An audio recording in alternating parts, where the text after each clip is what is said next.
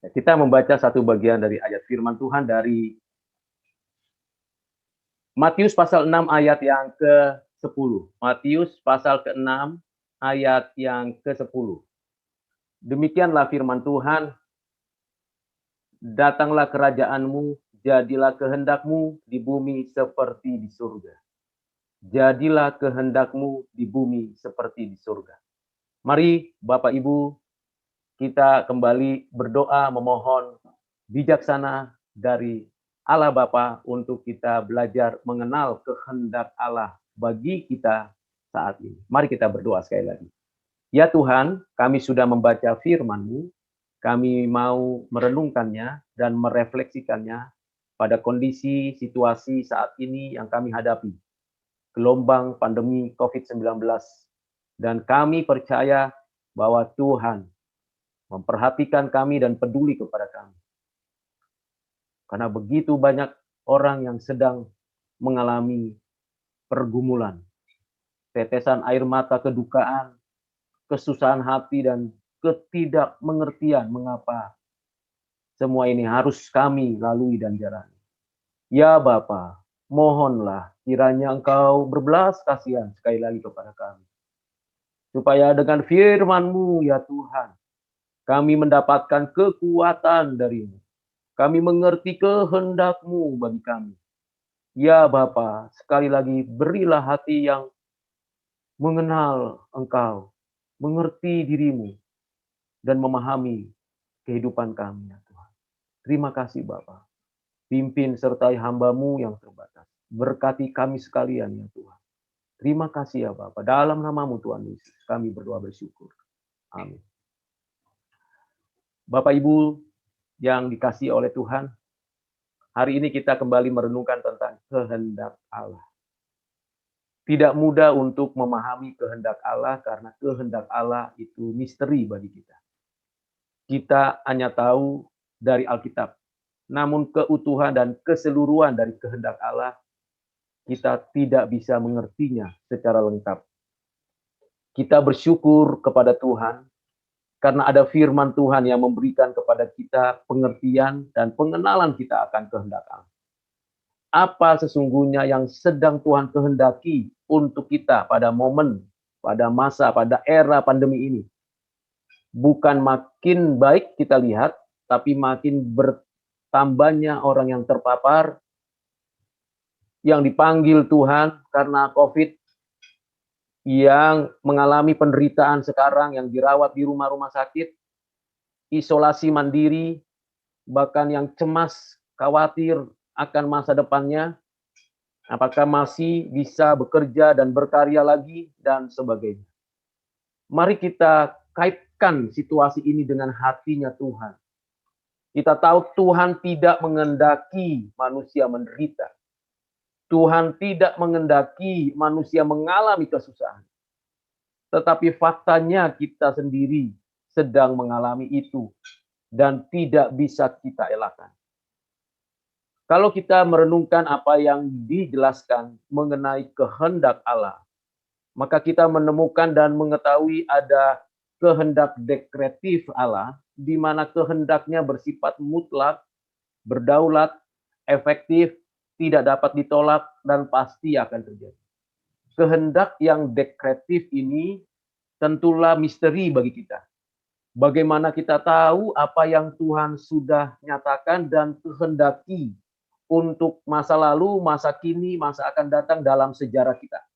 Apa sesungguhnya yang Tuhan kehendaki bagi saya, bagi keluargaku, bagi pekerjaanku, yang tidak bisa saya tolak, yang tidak bisa saya ubah, dan saya menerimanya. Ini misteri. Dan dalam konteks kehendak dekretif Allah ini, kita hanya memohon pencerahan dan kekuatan iman agar kita melangkah di dalam kehendaknya ini. Dan kita tahu di dalam Alkitab juga dijelaskan ada kehendak preseptif, di mana Allah menghendaki kita menaati firman-Nya, menaati hukum-hukumnya, menaati segala peraturannya.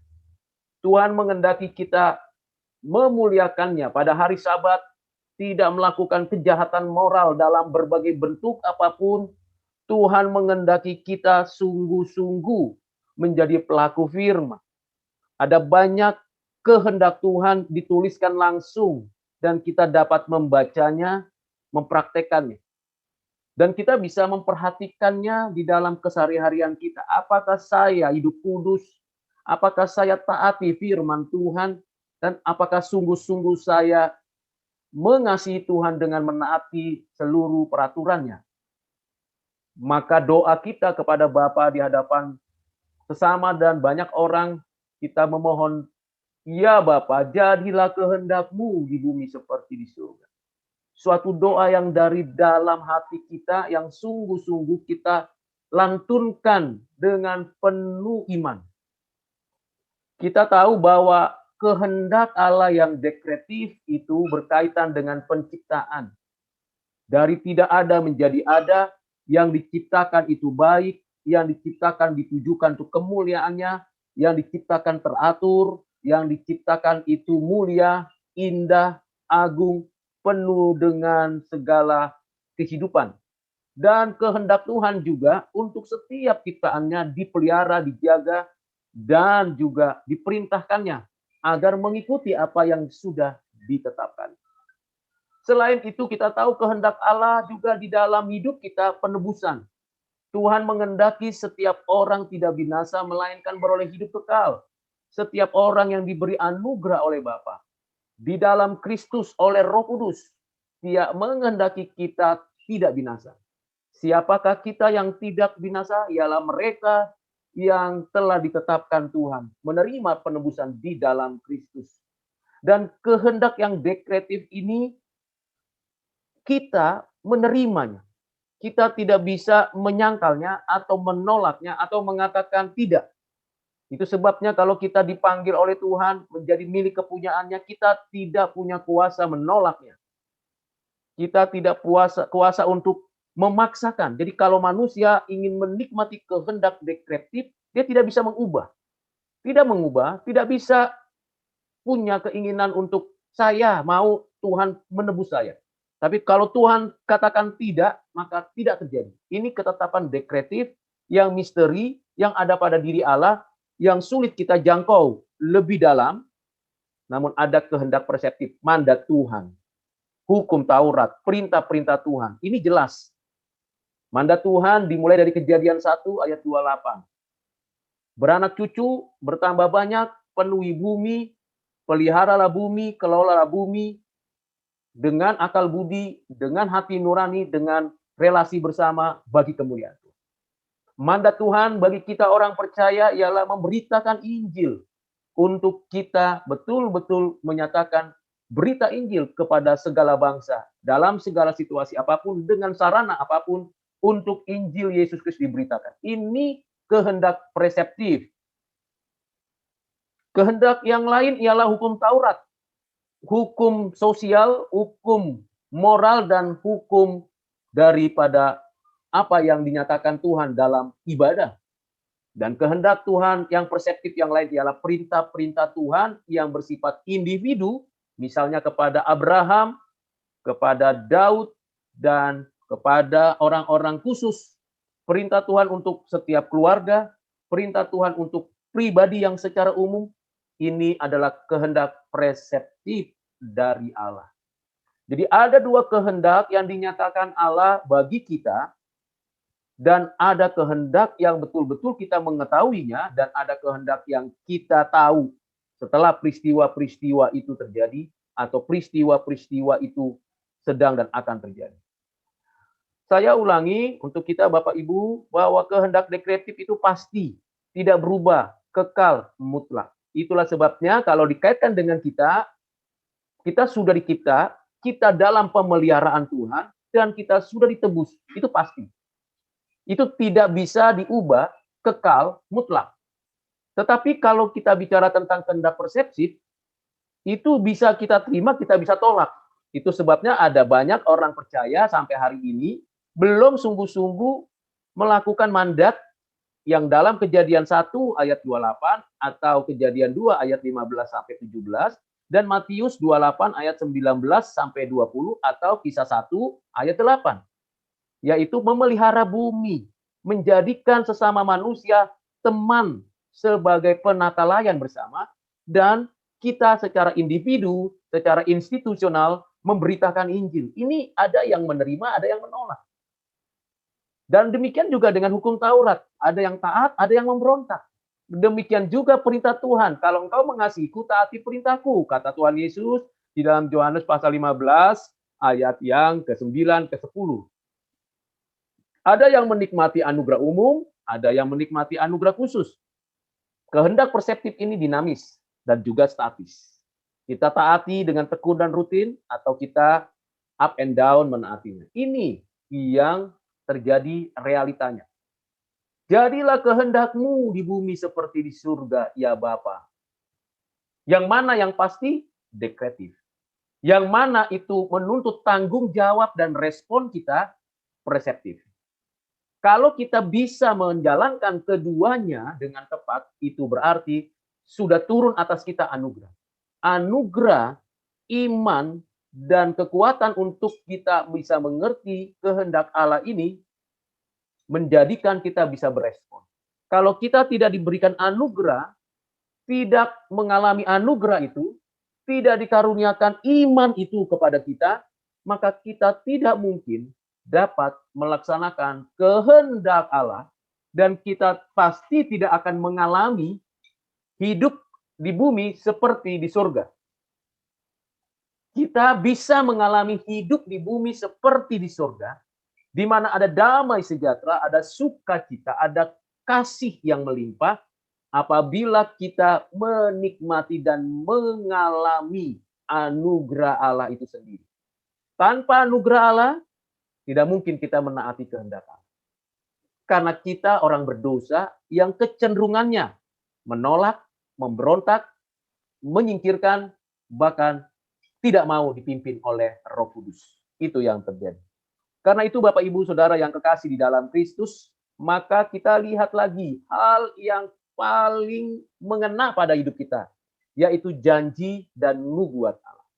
Allah berjanji kepada kita. Covenant, janji, di mana Allah, Tuhan kita, yang mencipta kita, yang menjaga kita, yang menebus kita, berjanji kepada kita yang tidak layak menerima janji. Bahkan memberitahukan kepada kita apa yang akan terjadi pada diri kita dan isi bumi ini dan masa yang akan datang. Semuanya itu dikaruniakan kepada kita dan kita menikmati janji Tuhan. Pandanglah kepada Kristus yang sudah tersalib, yang sudah bangkit, dan yang duduk di sebelah kanan Allah Bapa, yang berjanji menyediakan tempat bagi kita, yang berjanji akan datang kembali menyempurnakan penebusan bagi kita, yang berjanji akan memberikan kelegaan kepada kita. Di dalam Matius pasal yang ke-11 ayat 28 dikatakan, marilah kepadaku semua yang letih lesu dan berbeban berat. Aku akan memberikan kelegaan kepadamu. Ini janji Tuhan. Tuhan juga mengatakan di dalam Matius pasal 28 ayat 20. Ketahuilah aku menyertai kamu sampai akhir zaman. Janji penyertaan di tengah-tengah pandemi itu diperlukan oleh kita. Tuhan sertai kami. Mereka yang sedang berduka karena ditinggal kekasih hati mereka. Mereka yang sedang bergumul di dalam sakit penyakit yang saat ini sedang dihadapi. Mereka yang sedang khawatir, cemas akan masa depan mereka. Pandanglah pada Kristus yang berjanji. Dan berharap terus kepadanya. Memang ada tanggung jawab kita sebagai orang percaya. Kita bebas mau kita terima atau tidak. Kita bebas mau kita taati atau tidak. Namun kita tahu kalau kita menolak, kita memberontak, kita tidak menikmati hidup seperti di surga, di bumi ini. Maka ada respon yang terjadi ketika kita di dalam kebebasan kita sebagai manusia pribadi, yaitu sinkronkah kita dengan kehendak Allah. Di Taman Getsemani, Tuhan Yesus sudah memberikan contoh yang paling akurat dan paling final, di mana dia mengatakan di dalam doanya, kehendakmu yang jadi, ya Bapa, bukan kehendakku. Allah dan Yesus anak manusia Manusia memiliki kehendak, Allah memiliki kehendak. Kehendak Allah kehendak damai sejahtera. Kehendak Allah kehendak yang mendamaikan, yang menebus, yang menguatkan, yang meneguhkan, yang memberikan kepada kita hidup seperti di surga. Tetapi kehendak kita berbeda. Seringkali kita punya kehendak tidak sinkron dengan kehendak Allah. Kita maunya sendiri, suka-sukanya sendiri. Kita seolah-olah tidak bisa punya kebebasan. Justru kita harusnya punya kebebasan. Seolah-olah kita itu bisa independen. Jawabannya tentu tidak. Kita bergantung sepenuhnya kepada Allah. Nafas hidup kita. Kita memerlukan segala apa yang diciptakan Tuhan. Bagaimana mungkin kita tidak sinkron dengan kehendak Allah? Hanya bisa terjadi karena orang itu tidak dianugerahkan Tuhan untuk menaati kehendak Allah. Ada yang paradoks. Jadi bersamaan antara kehendakku dengan kehendak Allah. Misalnya, Rasul Paulus punya satu ambisi suci, yaitu maunya setiap orang mendengar berita Injil. Pada suatu ketika dia mau pergi ke sebuah tempat, sebuah wilayah, tetapi Roh Kudus mengalihkan dia untuk pindah ke tempat yang lain dalam pemberitaan. Ini paradoks. Sama-sama baik, sama-sama punya keinginan yang benar, tetapi Tuhan punya cara yang berbeda untuk kita dapat hidup dalam kehendak. Misalnya, kita menghendaki anak-anak kita, hidup kita kudus, hidup kita benar, hidup kita hidup yang berbagi kepada orang lain. Tuhan juga demikian. Tetapi cara Tuhan itu tidak bisa disamakan dengan cara kita. Kadangkala kita kaget, kok begini ya maksud Tuhan. Kan sama dengan cara saya, seharusnya tidak. Tuhan di dalam pengenalan dan pengetahuannya akan segala sesuatu sebelum terjadi, dia tetap menetapkan mana yang terbaik untuk kita mengerjakan dan menikmati kehendak. Tetapi sayangnya banyak anak-anak Tuhan yang kontradiksi kehendaknya. Minta mujizat, tapi Tuhan katakan tidak. Cukuplah bagiku kasih karuniaku bagimu. Itu Paulus. Paulus minta mujizat, minta miracle, minta kesembuhan. Ada yang mengatakan Rasul Paulus matanya begitu sakitnya luar biasa. Ada yang mengatakan tubuhnya penuh dengan luka dan penuh dengan penyakit. Wajar pada diri setiap orang punya keinginan untuk sembuh. Dia minta kepada Tuhan. Tuhan, sembuhkan aku. Tuhan, perkayalah hidupku. Tuhan, dengarlah doaku. Tapi Tuhan berkata kepada Rasul Paulus, cukuplah kasih karuniaku bagimu. Kontradiksi. Kadang kita minta sesuatu yang sebenarnya Tuhan mempersiapkan yang lain. Kita ngotot dengan doa, kita ngotot dengan permintaan kita ngotot dengan kehendak kita. Padahal jelas itu mencelakakan kita. Jelas itu merusak martabat kita. Jelas itu dapat merugikan banyak orang. Tapi kita ngotot. Kita punya rancangan demikian. Padahal Alkitab mengatakan rancangan Tuhan adalah rancangan damai sejahtera, bukan rancangan yang mencelakakan. Seperti tingginya langit, demikianlah tingginya rancangan Tuhan, kehendak Tuhan. Dibandingkan rancangan kita di bumi ini. Dia di sorga, kita di bumi. Karena itu Bapak Ibu Saudara yang kekasih di dalam Kristus, kita punya tanggung jawab, benar. Kita punya kebebasan, iya. Tetapi bagaimana kita sinkron dengan kehendak Allah. Yang pertama yang kita harus lakukan, teruslah, tetaplah berdoa. Berdoa berarti memohon Tuhan nyatakan kehendak-Mu bagiku. Nyatakan maumu bagiku apa. Tetaplah berdoa. Berdoa bukan sebuah ucapan percakapan kosong. Berdoa bukan sebuah permintaan untuk diri, untuk menghabiskan kedagingan kita. Berdoa, ya Tuhan kehendak-Mu yang jadi. Yang kedua, mari kita sama-sama menjaga, memperhatikan kebiasaan rutin kita membaca firman. Karena dengan itu kita tahu hari ini Tuhan mengendaki apa untuk saya pikirkan dan renungkan. Mari kita lihat firman Tuhan. Bukan sekilas tapi memikirkannya. sampai meresap di hati dan kita sadari betul bahwa itu terukir di hati. Yang ketiga, perhatikan lingkungan di sekitar. Minta bijaksana Tuhan, Tuhan lihat kondisi kami di masa pandemi. Apa yang harus kami lakukan? Sebagai pribadi, secara individu, di dalam keluarga, di dalam masyarakat, apa yang harus kami lakukan?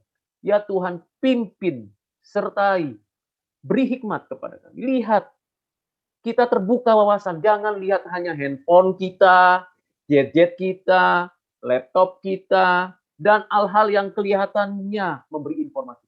Lihat realitasnya. Mari Bapak Ibu, kita membuka wawasan lebih luas. Apa yang telah dan sedang terjadi saat ini. Mengapa banyak yang tidak disiplin protokol kesehatan? Mengapa banyak yang tidak disiplin menjalankan penggunaan masker dan sebagainya? Apa yang terjadi? Kehendak Tuhankah manusia celaka? Tidak. Tapi manusia menolak damai sejahtera. Menolak hidup untuk menikmati surga di bumi ini. Karena merasa independen. Saya bisa, saya mampu. Ternyata tidak. Tuhan ambil satu virus. Kasih kepada manusia. Habis. Tuhan izinkan setan, roh jahat, kuasa gelap itu bekerja. Seperti Tuhan mengizinkan Ayub dicobai sampai demikian rupa sengsaranya. Seperti Roh Kudus membawa Yesus dicobai oleh iblis. Hamba Tuhan ini, Ayub dan Tuhan Yesus menang.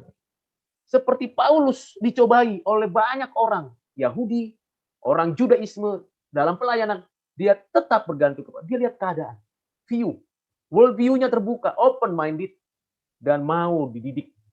Yang terakhir, Bapak, Ibu, dan Saudara yang kekasih di dalam Kristus, mari kita tetap bersama-sama menikmati yang namanya saling mendukung dan menopang.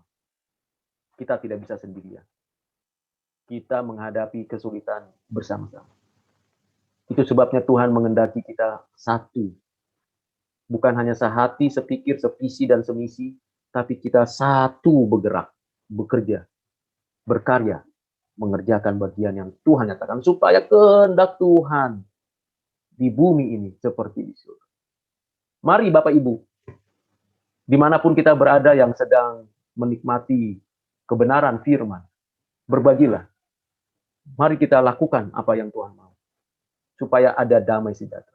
Kalaupun misalnya saya terpaksa dalam hati mengatakan bahwa, ya Tuhan, kehendak-Mu yang jadi. Ternyata ada keluarga saya, kerabat saya, teman saya, kolega saya, orang yang saya kenal, orang yang saya kasih, dipanggil Tuhan, biarlah itu kehendak Tuhan. Kalau saya sedang bergumul dalam kesulitan apapun, biarlah kehendak Tuhan yang jadi. Memang sulit, tapi itu membuat kita memandang kepada Dia yang berjanji dan tidak pernah meninggalkan kita. Mari kita berdoa. Bapa di surga dalam Kristus, sekali lagi kami bersyukur. Mengingatkan kami betapa Tuhan mengendaki kami hidup penuh dengan damai sejahtera. Penuh dengan sukacita. Tetapi realitanya kami sering melawan Engkau ya Tuhan. Ya Bapa, ampunilah kami. Berilah kepada kami hati yang taat. Hati yang sungguh-sungguh mau mengikuti Engkau. Agar kehendak-Mu jadi di bumi seperti di surga. Dan kami masing-masing merasakan dan mengalaminya sendiri ya Bapak. Terima kasih Bapak. Berkat-Mu atas kami. Dalam nama-Mu Tuhan Yesus kami berdoa bersyukur. Amin.